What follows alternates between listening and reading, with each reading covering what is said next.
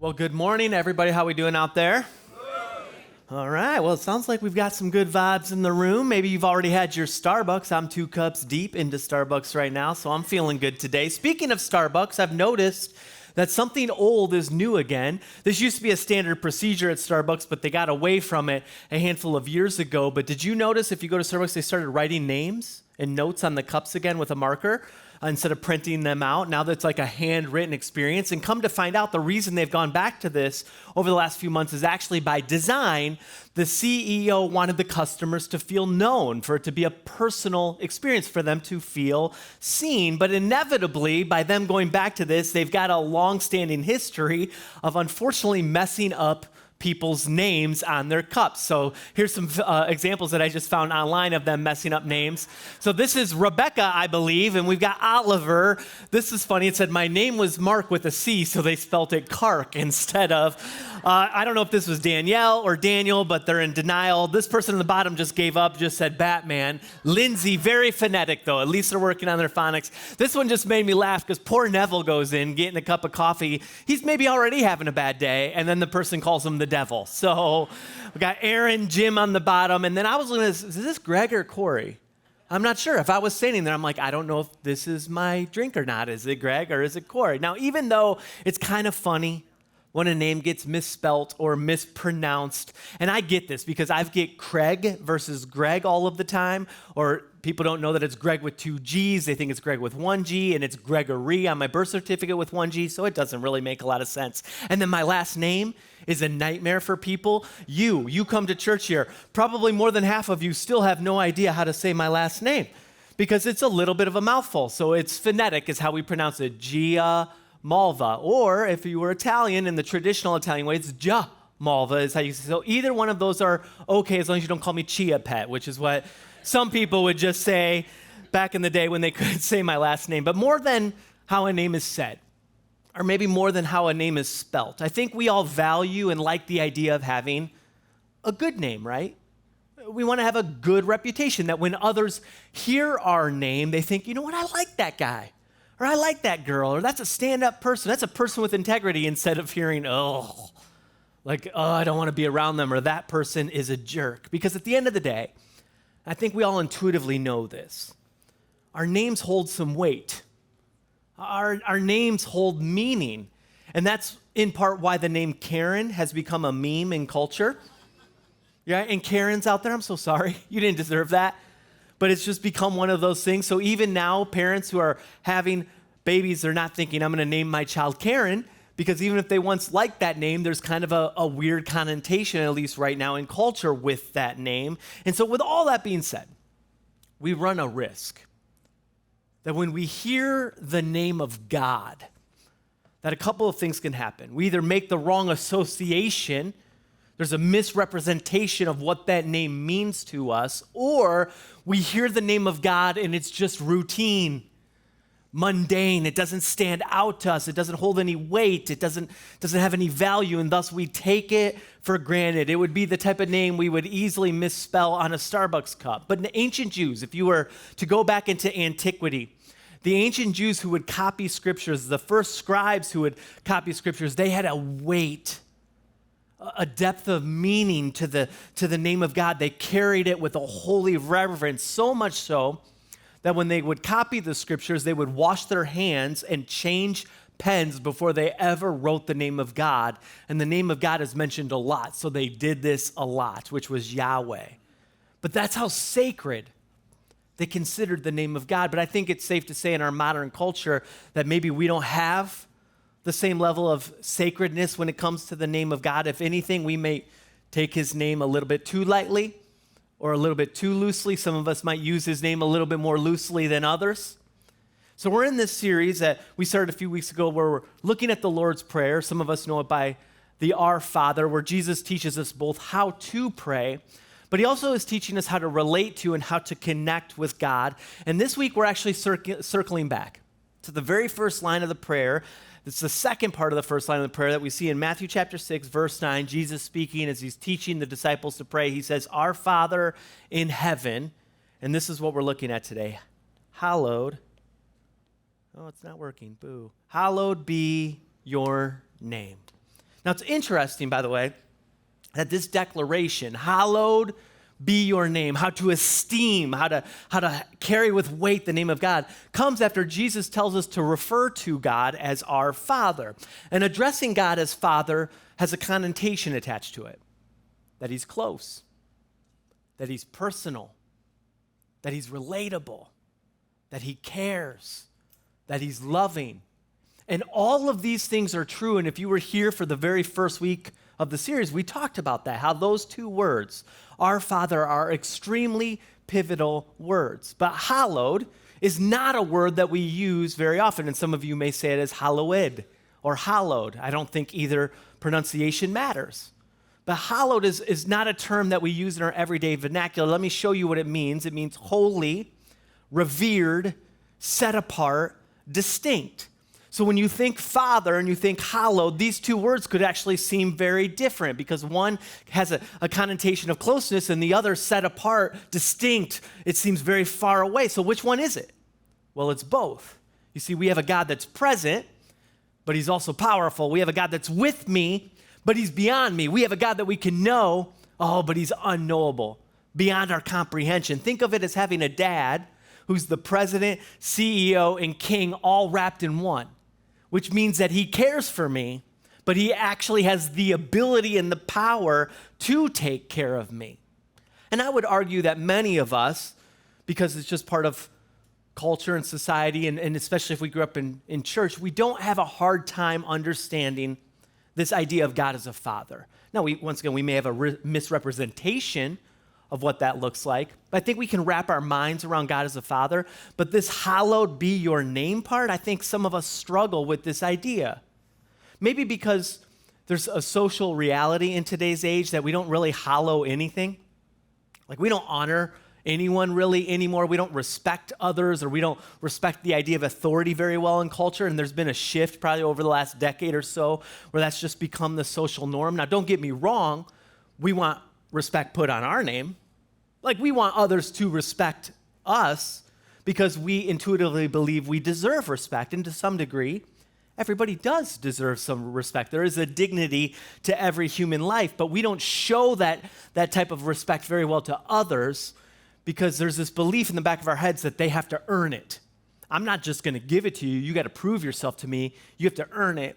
And this belief then, unsurprisingly, can filter into how we see God. Well, I'll respect God. Sure, I got no problem with God as long as he earns it, as long as he proves himself to me.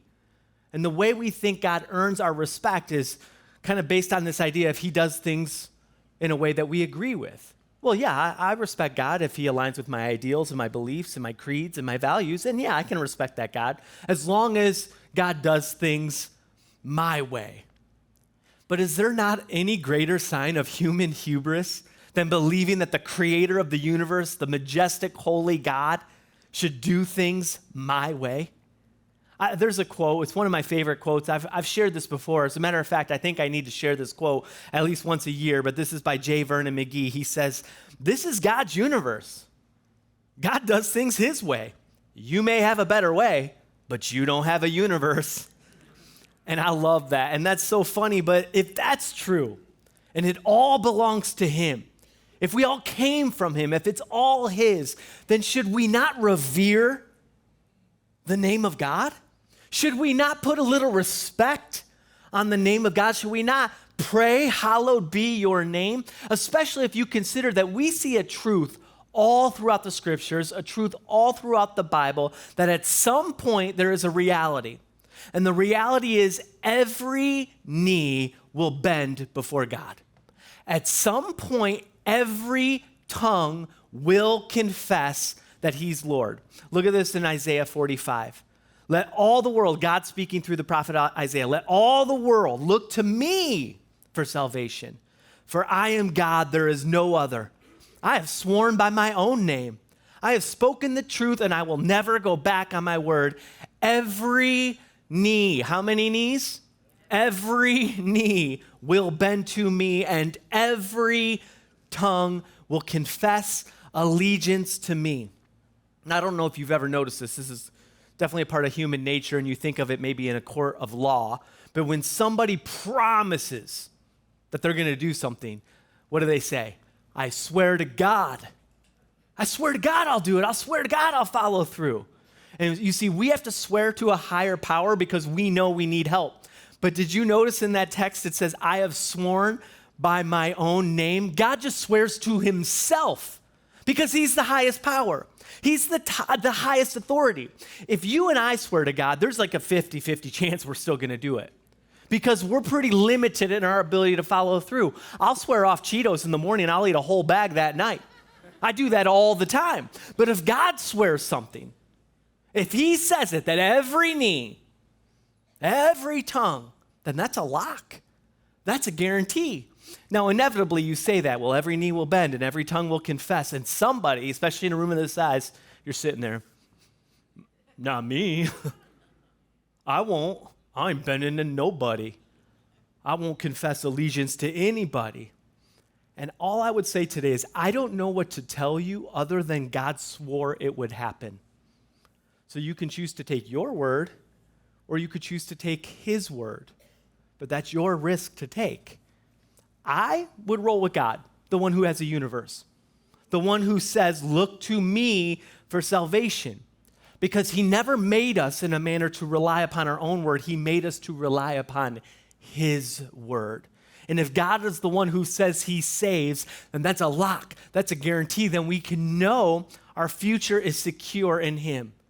But I would just argue that it should be a routine practice, especially for those of you in the room who follow Christ, that every once in a while we stop, we pause, we reflect on the greatness of God, on how set apart God is, so that we can learn to hallow his name. And here's just a few verses I want to read that show us how big God is. And you see this all throughout the scriptures. Psalm 115, our God is in heaven. He does whatever pleases him. Isaiah 40:25, to whom will you compare me? Or who is my equal, says the Holy One. Daniel 4:34, his rule is everlasting and his kingdom is eternal. Job 38:4, where were you when I laid out the foundations of the earth? Tell me if you know so much. And what these verses are telling us is that God is above our pay grade. God's out of our depth, right? He's beyond our scope because God is out of our league. There's no comparison, which means we don't get the right to play Monday morning quarterback with God. Do you know what that phrase means, Monday morning quarterback? It's when somebody from the comfort of their own couch will critique the athletes or the fighters or whatever it is that they're watching engage in the sport. And maybe you've done this where you've sat with a group of friends or you'll have a party over, people watching football or whatever, and they'll be like, I could make that catch. I could have made that throw. I could fight that guy. I'd fight that guy. They would get absolutely annihilated. Right? They're completely out of their league. They have absolutely no shot whatsoever, though. I'm convinced after watching the luge in the Olympics that I could do that right now.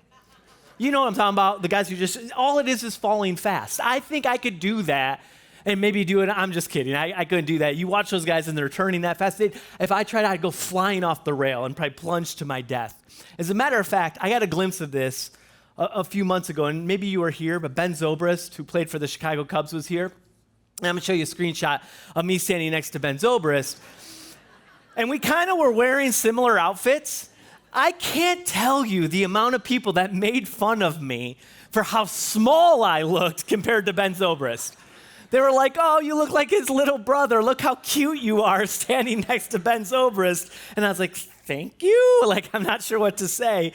And the reality is that's me standing next to just kind of an average, everyday, run-of-the-mill professional athlete, and I look like his little bro, right? Well, in the same way, if we were to be in the physical presence of God, if you could see him, I think we'd all realize how small we are compared to him. If we got side by side with God, I don't think there'd be one person in the room who would have a problem hallowing his name. And so what we need to do is we need to have a moment with God like Isaiah did. You say, who's Isaiah? Isaiah was a prophet in the Old Testament. And Isaiah had a moment, a vision where he saw the temple of God, the Holy of Holies. He gets a glimpse, a vision of God.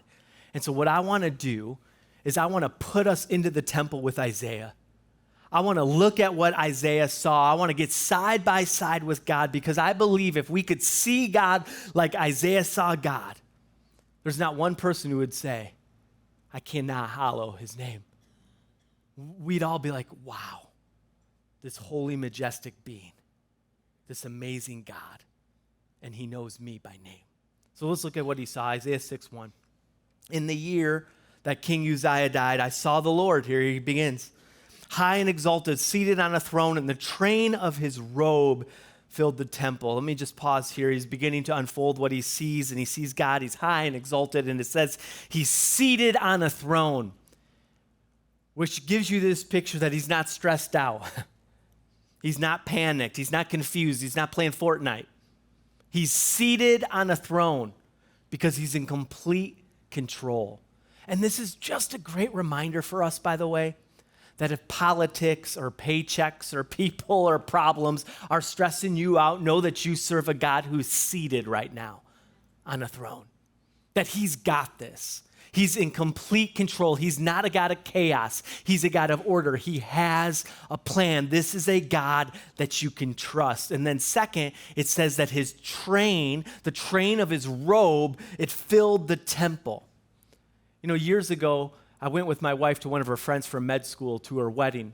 When we went to the wedding, she had this just beautiful handmade wedding dress. And you look at this picture here, and this looks like a stock photo, does it not? This was her real wedding dress, this beautiful train of her dress. And when she walked into the auditorium, the train of her dress literally filled the room.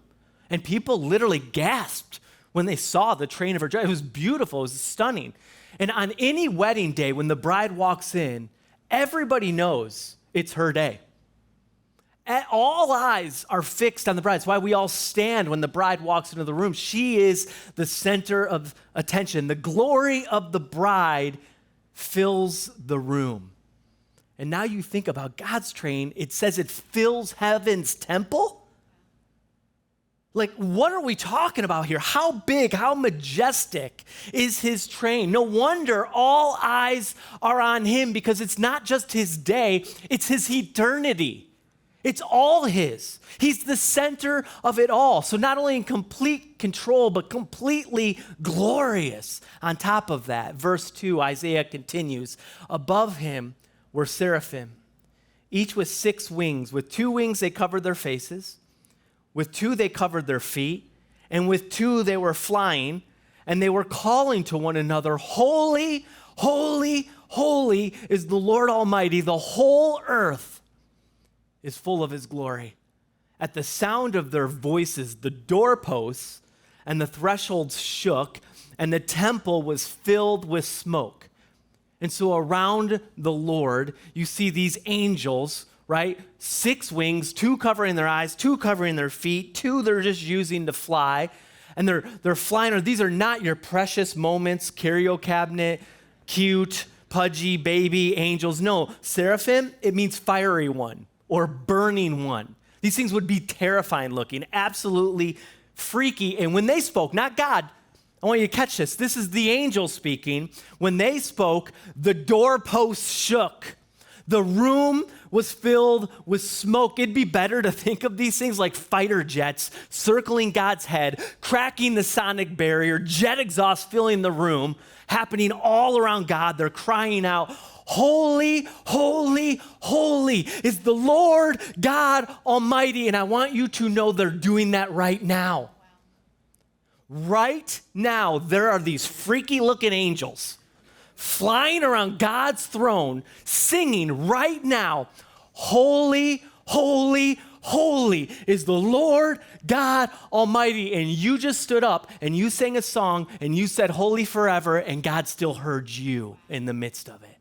How amazing is that? That God hears our worship in the midst of these fighter jets flying around his head. And it says the whole earth, they declare, the whole earth, everything is full of your glory. Glory, that's a church term. Some of us, we don't really know what that means. Let me break it down for you. It's just the public display or the public revelation of God. That's God's glory. And so the public display and revelation of God is everywhere. Why? Because God made everything we see. His glory is in you. His glory is in creation. It's everywhere. I want to show you something so random right now. And you're going to be like, why are you showing me this? Well, look at this bird right here. Okay. That looks like a dude in a suit, does it not? That's a shoe-billed stork, and when they make noises, they make a noise. Tyler was just telling me it sounds like a machine gun going off. That's 5 foot tall, 8 foot wingspan, and they eat crocodiles. That thing eats, that's amazing. And you say, Gregg, why are you showing me this? Because God made that, and God made that because he can. Just because. God decided to make a weird bird that looks like a dude that eats crocodiles just to show off. That's amazing, right? And this world, you think about all the canyons and the mountains and the stars and the seas, it all shows the glory of God, and this is just his Minecraft game. He's just playing around. This is just his. That's how big and how powerful. And so Isaiah, he catches a glimpse now of this. God in his home, and he's so overcome by what he sees because God is unrivaled, he's undisputed, he's unparalleled, he's unprecedented. And so Isaiah, he comes undone. And he says, I'm unclean. Look at what he says. Verse 5. Woe to me, I cried. I am ruined, for I am a man of unclean lips, and I live among a people of unclean lips. My eyes have seen the King, the Lord Almighty. So Isaiah, in the presence of God's holiness, he's not cocky. He's not confident. He's not trying to measure up. No, he's fully aware of his limitations, fully aware of his weakness. Face to face with God, he's fully aware of his sinfulness. And that's why he says, I'm a man of unclean lips. You got to understand something about Isaiah. He's a prophet. What's a prophet do? They speak or they talk on behalf of God. And so even he knew that the best part of him was nothing compared to a holy God. The best part of him was as nothing. And so Isaiah, at this point, he's just resigned to the fact that he's going to die. Woe to me. Game over. I saw God. How can anyone see this and live? It's done. Right? End of Raiders of the Lost Ark, and my face is going to melt off. That's it. It's all over. But instead, and this never dawned on me until I thought about this in the context of the Our Father prayer, but it's right here that we actually see a collision of this holy God, hallowed be your name, colliding with the character of God as our Father. Look at this. Then one of the seraphim flew to me with a live coal in his hand, which he had taken with tongs from the altar. With it he touched my mouth and said, see, this has touched your lips. Your guilt is taken away and your sin atoned for. So God didn't say, hey, what are you doing here? How did you get in here? Who let you in? How dare you show up to my house in the state that you're in? Get away from me, you disgust me. No. Instead, God makes a way for Isaiah to be in his presence. What he does is he sends an angel with a coal, a burning coal from the altar. You'd say, what's an altar? An altar is just a place where sacrifice is made to God. An altar is a place where worship is made to God. And so God now sending the angel from the altar with the coal, what he's saying to Isaiah is you're forgiven. Touches his lips. The unclean part of you is now cleansed. A sacrifice for your sins has now been made. So you can now rightfully be in my presence. Because the nature of our Father is he is not looking to take life, he's looking to give life. And God knows how messed up we are. He knows that we can't compare. He knows that we could never stand in his presence on our own. We could never give account for our own sinfulness to God. But his desire was never to cast us out or to smite us or to tell us to go away. His desire is to love us and forgive us. He's not trying to take life from us. He's trying to give new life. And so in the same way that God made a way for Isaiah, God made a way for us. John 3:16, for God so loved the world that he did what? He sent his son Jesus. What did Jesus do? He went to an altar. He was our sacrifice. He went to a cross. And by Jesus going to the cross, the penalty for our sin has been paid so that we can rightfully stand in the presence of God. Jesus is who makes us clean. So this unrivaled, unparalleled God, now you can, through Christ, stand before him unafraid and unashamed. You can come with confidence before the throne of this holy God with fire-burning angels around him because he's your Father, what Christ did for us. And as if this story isn't wild enough on its own, look at what God does, verse 8. Then I heard the voice of the Lord saying, so now God speaks up, whom shall I send, and who will go for us? And Isaiah says, I said, here am I, send me. To me, this is one of the craziest things about God. God needs nothing. God doesn't need anyone. He is God. He's got it all within himself and within the Trinity. And yet, he asks, he invites people like you and I to partner with him, to join him in his work. And so you see Isaiah. He now has a clear vision of who God is. He knows he's been cleansed. He hears the invitation from God. I want you to do this with me. And so what does he do like a kid in a classroom? Pick me. Here I am. I'll go. I'll do it. Because like I've seen God, and I know that's the team I want to be on. That's the side I want to be on. Where you go, I go. Like, God, I'll do whatever you ask me to do. And I would argue that in the same way when you experience the power of God, the natural byproduct of that is to say, here am I, Lord. Send me. I'll go. Put me in. There's no one like you. I want to go where you go. I want to be on your team. Like, I want to be with you. And if anything, when you get a vision of God like this, we really realize, you've probably heard the saying before, kids on the playground when they're debating dads, they're like, my dad could beat up your dad. We really have the dad that could beat up any other dad. If God is for us, who can be against us? I don't have to be afraid of sin. I don't have to be afraid of death. I don't have to be afraid of the future. I don't have to be afraid of the doubters. I don't have to be afraid of the critiques. I don't have to be afraid of the unknown. Because this unknowable God, I can know. I can have a relationship with him. And so I can walk in confidence knowing that this God who's seated right now on a throne has my back. Now you think about this in other contexts. If other people had your back, you have a lot of confidence if certain names help you out. If Warren Buffett said, I'll manage your finances, you'd have a lot of confidence that your money'd be secure. If Lori Grenier from Shark Tank said, let me manage your business, you'd be like, woo, I'm going to sell a lot. If Joe Rogan said, I'm going to help you start a podcast, you're like, this thing's going to take off. If Ken Jennings from Jeopardy said, I'll help you with every homework assignment you've ever had, you'd be like, straight A's for the rest of my life.